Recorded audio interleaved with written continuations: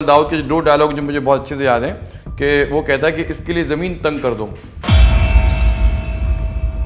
मेरी छोटा शकील से नाराज़गी और झगड़े हो गए थे, तब मैं एक बार कराची पहुंच गया और मैंने फ़ोन किया शकील को कि सुनिए मैं यहाँ कराची एयरपोर्ट पे खड़ा हुआ हूँ, यहाँ सामने जो मैकडोनल्ड्स दिख रहा है, मैं मैकडोनल्ड्स के सामने ही खड़ा हूँ, अब आप किसी को भेज के गोलियाँ लगाना चाहते हैं तो लगवा लीजिए, मैं यहीं खड़ा रहूँगा। मैं लोग जो है ना, जो बुज़दिल होते हैं ना, ये बुज़ मतलब फ़ारसी में बकरी को कहते हैं। अच्छा। तो बुज़दिल यानी बकरी का दिल।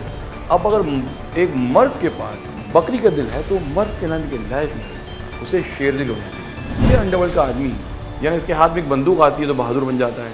ये चूँकि दुबई में बैठ के फ़ोन करके दो गालियाँ बकता है तो बहादुर बन जाता है। तो वो आदमी बुज़दिल होते हैं जो इस किस्म की धमकियों से, भपकियों से और उनके इस किस्म के नकली खौफ से डर जाते हैं। जर्नलिज्म का कोई शौक़ नहीं था, कोई एस्पिरेशन नहीं थी, कोई एम्बिशन नहीं थी।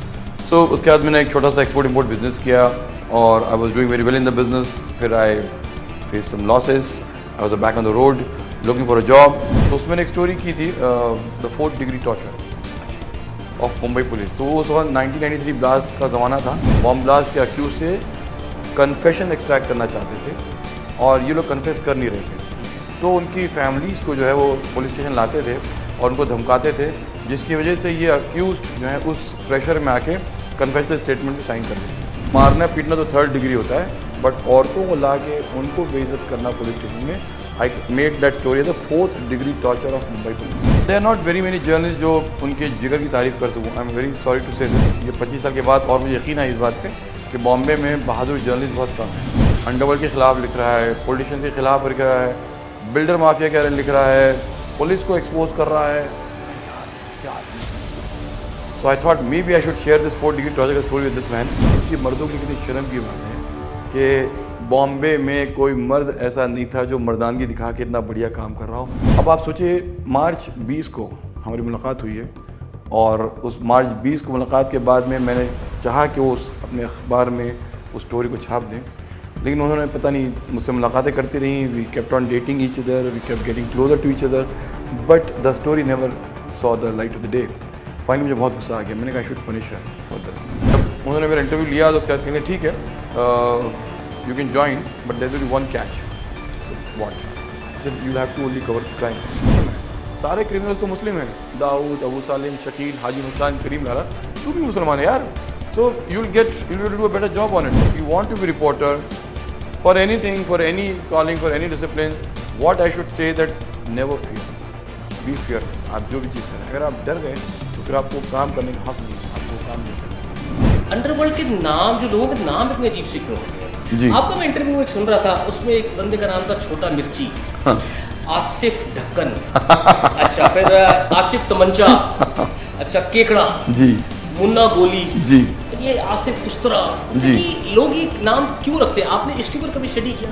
One thing but which the underworld does not have is humor. इनको हंसना, बोलना, मजाक करना नहीं आता। Dawood is going to be speaking in his boardroom with his confidant. He is not going to say टपका डालो, फट डालो, ये करो। He is not going to say those things. ये लैंग्वेज आपको बॉम्बे के अंडरवर्ल्ड में एग्जैक्टली मिलेगी नहीं। जब इन लोगों ने बाकायदा एक सोच लिया कि अंडरवर्ल्ड को फिनिश करना है, इन्होंने क्या किया आपको पता है? पहले तो जबरदस्त एनकाउंटर आया। सो अमृत बरार से मेरी दोस्ती और मुलाकात की शुरुआत एक अजनबी की तरह हुई थी। जब उन्होंने मुझसे संपर्क किया तब मुझे नहीं पता था कि अमृत जो है मेरे बहुत अच्छे मित्र बन जाएंगे, मेरे हम नवा, मेरे हम ख्याल, मेरे हम सफ़र हो जाएंगे। और आज जब अमृत से मेरी मुलाकात मेरे घर पे हुई, बताइए इन्होंने 7 समंदर पार करके कलगरी से, कनाडा से ये मुंबई आए हैं मुलाकात के लिए। आप सोचिए कितनी ज़्यादा मोहब्बत हम दोनों के बीच हो गई होगी इस वजह से। सो आज मेरे घर पे आए और हम लोगों ने मुलाकात की और मैं सच कह रहा हूँ कि ये इंटरव्यू वैसे मेरे कई हुए हैं, बहुत से हुए हैं, लेकिन जिस इंटेंसिटी और मोहब्बत के साथ अमृत ने मुझसे गुफ्तगू की है कि मुझे कहीं जाना था लेकिन मैंने घड़ी देखना छोड़ दी, मुझे कहीं पहुँचना था, मैंने फ़ोन उठा के बाजू में रख दिया और मैं अमृत के साथ बातों में, उर्दू में एक लफ्ज़ है महव हो गया, यानी खो गया, यानी कि मैं मिट गया इनकी इस बातचीत में, इनकी इस गुफ्तगू में। सो मैं आपसे कहूँगा आप लोग देखते रहिए ये प्रोग्राम आपकी आवाज़ पंजाबी नेशनल टेलीविज़न पे, मेरे मित्र और मेरे दोस्त अमृत बरार के साथ। Thank you.